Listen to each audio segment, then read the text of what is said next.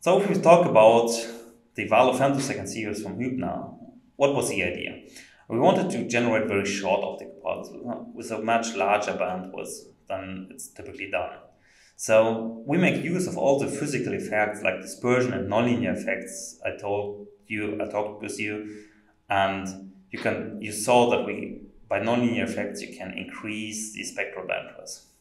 And what happened in the end, we achieve a very clean optical pulse, as you can see here. We have a very broadband spectrum, which supports around 30 femtoseconds, which is calculated by the Fourier transformation.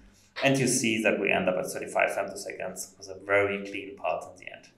So just to summarize, we are able to overcome bandwidth limitations, and therefore we are able to get a very short pulse.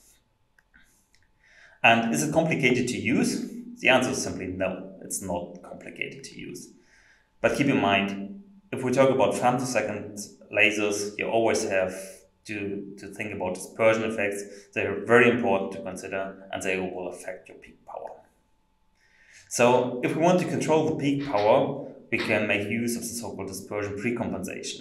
So what happens if we don't use it? So you start with a short pulse and going through an optical system like a microscope.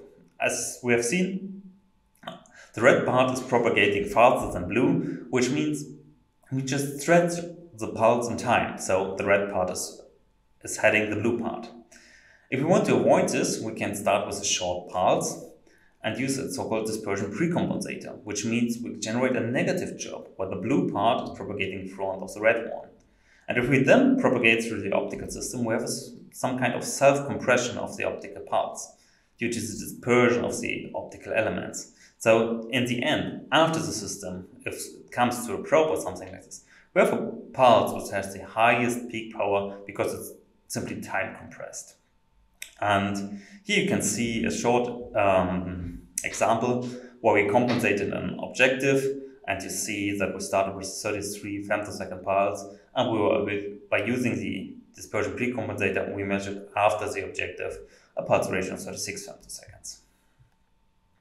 So we will show you much more details in the lab section where you can see how easy it is to use the pre-dispersion compensation.